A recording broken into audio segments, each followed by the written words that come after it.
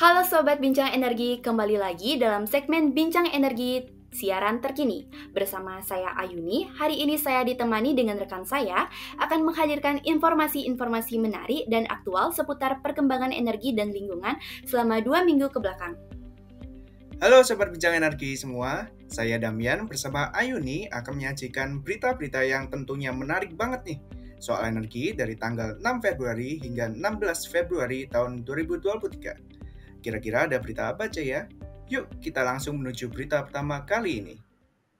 Berita pertama kali ini datang dari PGE yang siap untuk menjawab tantangan dalam mengembangkan pemanfaatan dari besarnya potensi geotermal di Indonesia. Hal tersebut dikatakan oleh Presiden Direktur PT Pertamina Geothermal Energy Ahmad Yuniarto. Dikutip dari Kompas.com, beliau mengatakan dalam 10 tahun ke depan, PGE menargetkan dapat meningkatkan kapasitas terpasang energi bersih yang bersumber dari panas bumi hingga 2 kali lipat lebih dari yang saat ini dioperasikan oleh PGE. Beliau juga menambahkan bahwa PGE menargetkan dapat meningkatkan kapasitas terpasang yang dikelola langsung oleh PGE menjadi 1.272 MW pada tahun 2027. Ini artinya, di tahun 2030, PGE berpotensi untuk bisa memberikan kontribusi potensi pengurangan emisi sebesar 9 juta ton karbon dioksida per tahun dan menargetkan menjadi 3 besar perusahaan produsen panas bumi di dunia dalam siaran pers pada hari Selasa 7 Februari 2023. Wilayah Indonesia dikenal menjadi salah satu negara dengan potensi geotermal atau panas bumi terbesar di dunia. Posisinya bahkan berada di peringkat kedua di dunia, di bawah AS. Wood Mackenzie mencatat pada tahun 2021, kapasitas terpasang sumber daya panas bumi di Indonesia menjadi yang terbesar ke dunia setelah AS, yakni mencapai 2.280 MW. Dalam pemanfaatan geotermal sebagai energi, pembangkit listrik PGE memiliki peran yang sangat besar, dimulai dari wilayah Kamojang, Jawa Barat, hingga saat ini PGE mengelola 13 wilayah kerja panas bumi yang terbesar yang tersebar di 6 area dengan kapasitas terpasang 672 MW yang dioperasikan sendiri. Sementara itu, sebanyak 1.205 MW dikelola melalui kontrak operasi bersama. Kapasitas terpasang panas bumi di wilayah kerja PGE berkontribusi sebesar sekitar 82% dari total kapasitas terpasang panas bumi di Indonesia, dengan potensi emission avoidance karbon dioksida sekitar 9,7 juta ton karbon dioksida per tahun. Sejalan dengan langkah pemerintah dalam mempercepat pengembangan PLTP di Indonesia, PGI mengembangkan fasilitas dan infrastruktur untuk mengalirkan uap panas ke pembangkit listrik. Saat ini, PGI sedang menjalankan proyek pengembangan di 3 wilayah kerja panas bumi, yaitu Hulu Lais, Lumut Balai, atau Unit 2, dan Sungai Penuh. Namun demikian, sejauh ini pemanfaatan geotermal di Indonesia dinilai masih relatif rendah. Hal tersebut tercermin dari kapasitas terpasang PLTP yang hanya mencapai 2.276 MW.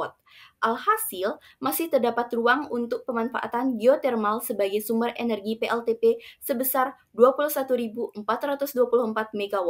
Direktur Eksekutif Reforminer Institut Komaydi Notonegoro mengatakan, geotermal berpeluang menjadi pembangkit beban dasar atau baseload yang selama ini ditopang oleh pembangkit listrik tenaga uap atau PLTU batubara. Menurutnya, PLTP cenderung memiliki keunggulan lantaran tidak menghadapi masalah intermitensi. Dengan demikian, dia menilai pengembangan panas bumi patut menjadi prioritas nasional dalam menyongsong pelaksanaan transisi energi. Komaydi mengatakan, dari aspek skala, geotermal merupakan EBT utama yang paling potensial untuk dapat mengakomodasi tujuan kebijakan transisi energi menuju pembangunan berkelanjutan dan ekonomi bebas emisi. Wah, Sobat Bincang Energi, semoga PGI dapat meningkatkan kapasitas terpasang energi bersih yang bersumber dari panas bumi hingga 2 kali lipat lebih dari yang saat ini dioperasikan oleh PGI ya. Oke, berita selanjutnya yaitu Wakil Presiden Republik Indonesia Ma'ruf Amin meresmikan proyek strategis nasional Jambaran Tiung Biru serta lapangan gas MDA dan MBH di Ballroom Sheraton Hotel and Towers, Surabaya pada hari Rabu 8 Februari tahun 2023.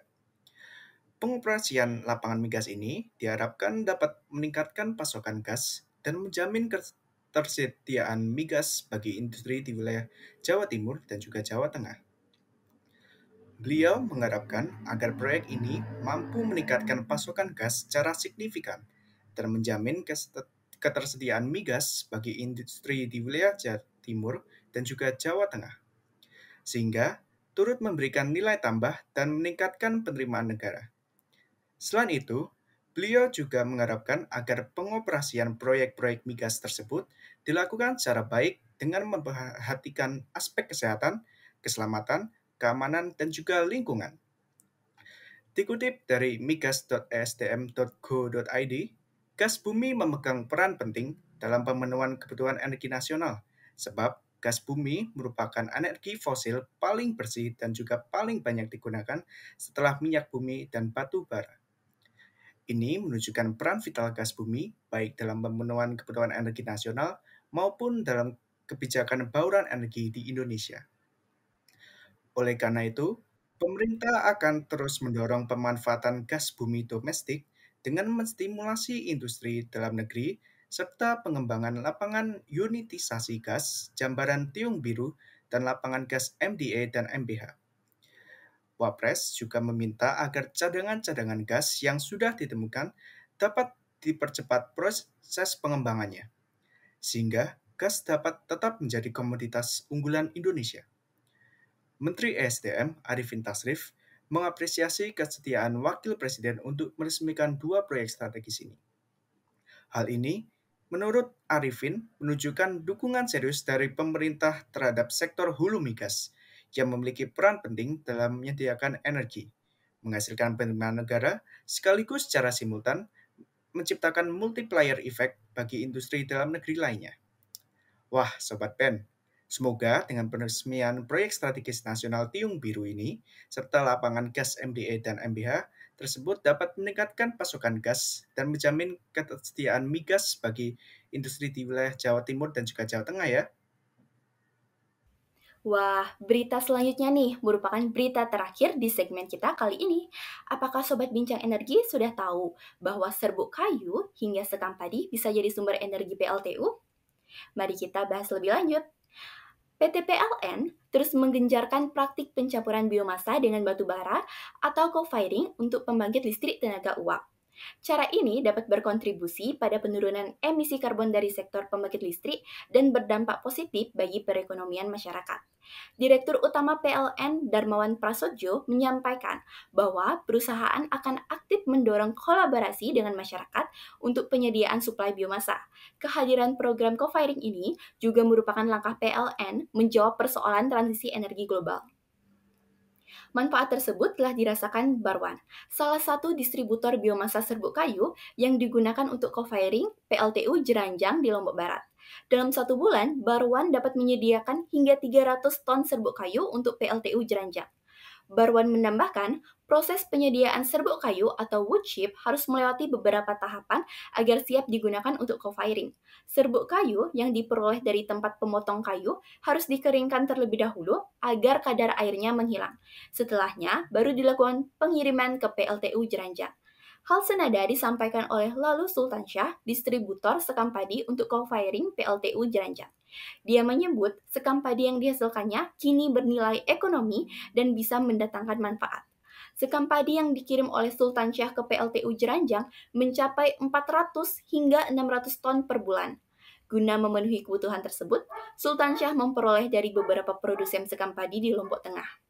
Wah, keren banget kan Sobat Bincang Energi, yang dulunya dianggap limbah, sekarang bisa menjadi sangat bermanfaat. Sobat Bincang Energi, nggak terasa nih, berakhir juga segmen BEST ke-47 hari ini. Gimana? Menarik kan berita seputar energinya? Semoga bisa menambah insight baru nih buat Sobat Ben semua.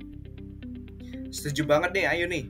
Nah, untuk itu, terus update pengetahuan kamu tentang energi dan lingkungan dengan terus mengikuti berbagai program Bincang Energi lainnya yang bisa kamu akses melalui website kami bincangenergi.id dan Instagram kami di @bincangenergi serta channel YouTube kami Bincang Energi. Jangan lupa follow, like, and share ya, serta nyalakan notifikasimu supaya tiap informasi nggak ada yang kamu lewatin nih. Saya Damian bersama rekan saya Saya Ayuni, kami dari Bincang Energi, pamit undur diri. Salam energi berkelanjutan, sampai jumpa di batch selanjutnya. Bye-bye!